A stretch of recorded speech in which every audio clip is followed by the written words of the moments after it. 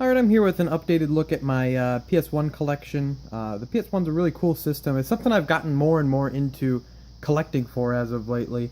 It's a real cool system. A lot of the games really don't hold up, but there's still a lot of classics on there that have stood the test of time. So we'll start off here with Beyond the Beyond, which is, I really like just bad Japanese video game names, and that is certainly quite a terrible name. Beyond the Beyond. Bomberman Fantasy Race. I picked this one up recently. I have not gotten a chance to play it yet, but I thought it looked pretty cool. I have as well in the Bomberman collection Bomberman World, which, I mean, it's Bomberman on the PS1. But yeah, Bomberman's real cool. I always like to see some Bomberman. He's pretty much on every system. there's a Bomberman game on every system, and they're all pretty similar. Broken Sword. I almost said Broken Age. Broken Sword and Broken Sword 2. Pretty cool games. You can play them with the PlayStation mouse. The first one, at least. I don't see anywhere on the second one. I played the first one a little bit, playing around with the first one on PS1 a while ago with the mouse. Pretty neat. Old point-and-click game. Bust-A-Move 2 Arcade Edition. Arcade Edition. I was reading the So Addictive, and then I said addiction almost. It's Bust-A-Move 2. It's Bust-A-Move. I mean, there's not much to say. Chrono Cross, which is the follow-up to Chrono Trigger. I've never finished Chrono Trigger, the first one, so I've yet to dig real into Chrono Cross. Contra Legacy of War. I picked this up at a garage sale last year. I didn't even know this game existed on PS1, but yeah, it's alright. Not a huge Contra fan. I can appreciate it, but it's just not my type of game. I'm not very good at them, so. I got a bunch of Crash Bandicoot games. The first game, which has really gone up in price. This game's kind of expensive now, but I find it all the time at garage sales, it seems. Crash 2 with the little lenticular cover. Crash 3 with the lenticular cover. Crash Bash, which no one cares about Crash Bash. And Crash Team Racing. The Crash games, they're alright. I think they really, I don't know, they're fine. They're fine games. They don't really do anything wrong. They don't. I think when you stack Crash up to the games that you see on the platformers that you see elsewhere, like on the 64 or even on the PS1 with Spyro, it pales in comparison, the series. But it's, they're still fine. Dragon Seeds, which is RPG looking thing. I got this in a lot at a garage sale, so I have not tried that out. Final Fantasy VII, an all-time classic. Final Fantasy VII is really cool, and I think the graphics may not hold up in a lot of sense, but I think it really does a lot with very little, and Final Fantasy VII is awesome. Final Fantasy VIII I never really got too much into. I don't really like the battle system with, what do they call it, the junction system or whatever? Yeah, junction system. I'm not crazy about it, but it seemed cool elsewise. And Final Fantasy IX, which, returns to the form, the old type of Final Fantasy games. I gotta get a replacement for this cover. It's cracked on the front. That's how I got it, but I don't know. It's kind of a pain to replace some of these big cases because they have that, which other cases don't have that. Like if you just replace it with the front of a CD case, and that makes it so it won't close. So that's a little annoying, and I'm sure no one cared about what I was talking about there. As well as Final Fantasy Chronicles, which is Final Fantasy IV, or Final Fantasy II as we know it on the Super Nintendo, and Chrono Trigger. I got this in at my trip to Con Bravo in 2015, so it also has French on it because it was a Canadian copy, I guess. Final Fantasy Origins, which has Final Fantasy I and Final Fantasy II, and I believe this is the first time Final Fantasy II made it to the United States. Correct me if I'm wrong there. Frogger, and there's Frogger 2, Swampy's Revenge. Yeah. Heart of Darkness, which I got real cheap at a store closing sale. This game's not great, or good. The Italian Job. The things that Rockstar did before, they got big. Jade Cocoon, a Pokemon kind of rip-off for the PS1. Klonoa Door to Phantomile. This game has gotten really pricey lately. I picked this up. Everyone's going to hate me for this, but I picked this up at a Goodwill. I found it for $3. That was back when it was maybe a $90 game. It's slowly creeping up toward the 200 mark if it hasn't hit it already. But it's a fun game. But I mean, just get it on the PSN. You'll pay like $5 for it, and it's just as fun as the physical release if you just want to play it. It's a pretty good platform. I'd recommend it. But I wouldn't recommend paying like $150 for it.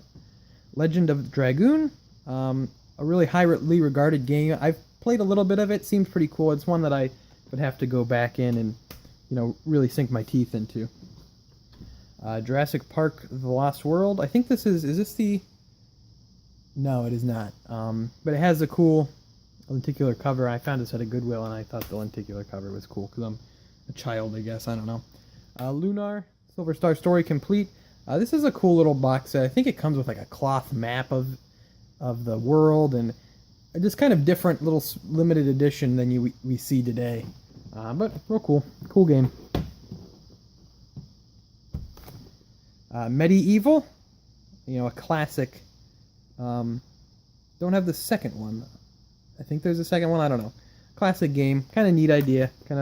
It's kind of stuff you don't see anymore. Yeah, I got here Metal Gear Solid, iconic, just all white and red cover.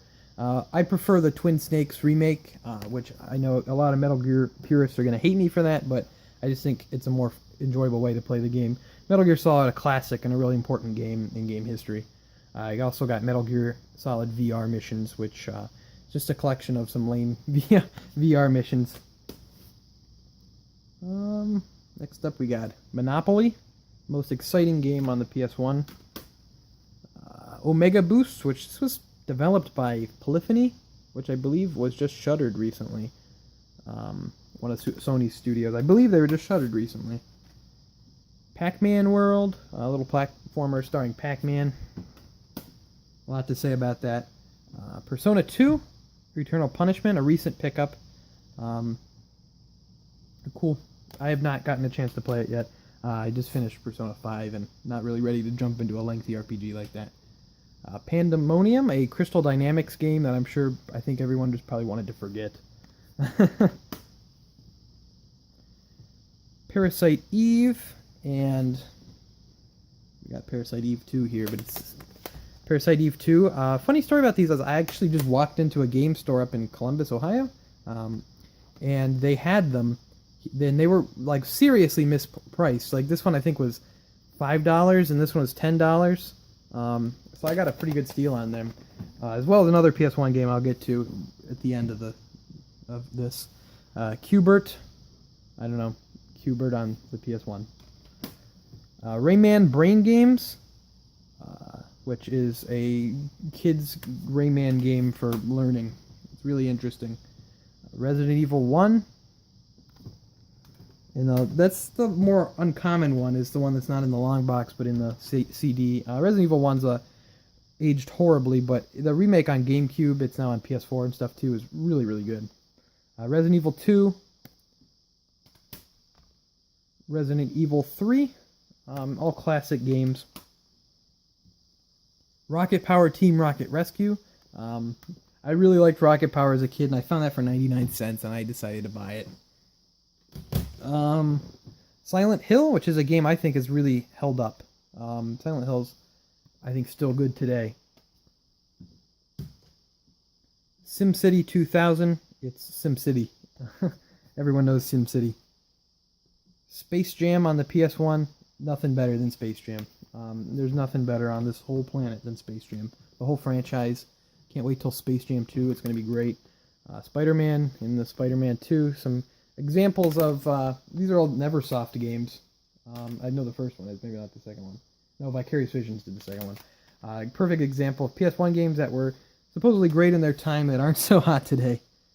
Spyro. Spyro 2. And Spyro 3. I like the Spyro games. They're good fun. Insomniac went on to do some great games after them, but they're real fun games. They're probably... I like them better than Crash, like I said earlier. They're real good. Probably some of the best 3D platformers on PS1. Puzzle Fighter 2 Turbo. It's like a puzzle game. And it has Street Fighter characters in it. Syphon Filter. Syphon Filter 2. And Syphon Filter 3. I'm surprised they've never done anything else with the Syphon Filter series after that.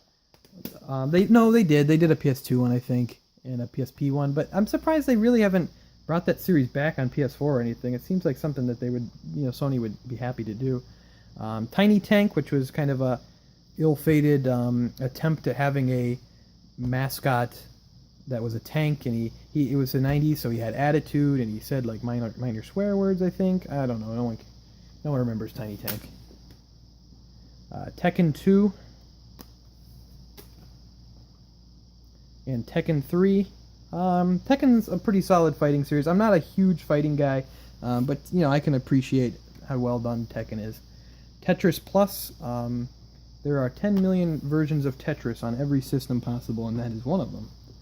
Tomb Raider. Tomb Raider 2. Tomb Raider 3. It keeps going. Tomb Raider The Last Revelation. Tomb Raider games have not held up very well at all. The classic Tomb Raider games are not very good anymore. They control really poorly. They're pretty bad nowadays, but I think the new rebooted Tomb Raider series that Square Enix is publishing is really quite good. Tomorrow Never Dies. I got this for like 15 cents or something. I've never played it. Twisted Metal 3. Twisted Metal is, I don't know, it doesn't do much for me. It seems aimed more towards edgy, like 12-year-olds than, my demographic. And finally here, the disc is falling out. The other game that was mispriced at this store was Xenogears for only $15, so I obviously snagged that. Xenogears is a pretty great RPG, one of the classics. I'm going to jump into my long box collection real quick. Real quickly, I'm going to just look at my long box collection. Alien Trilogy. I try to always pick up long box games when I see them, even if they don't really interest me as a game. I always just like finding the PS1 long box games. I think their cases are cool. The original Rayman game, which, I don't know, Rayman Legends and the new ones are really good, but the first Rayman game doesn't do much for me. Total Eclipse Turbo. I've never played that one. It's Crystal Dynamics. And Warhawk. So that's all my long box games, and that's my entire PS1 collection. So I hope you enjoyed. Leave me a comment with some PS1 games that you think I should pick up. I'd like to thank you for watching, and I will see you next time.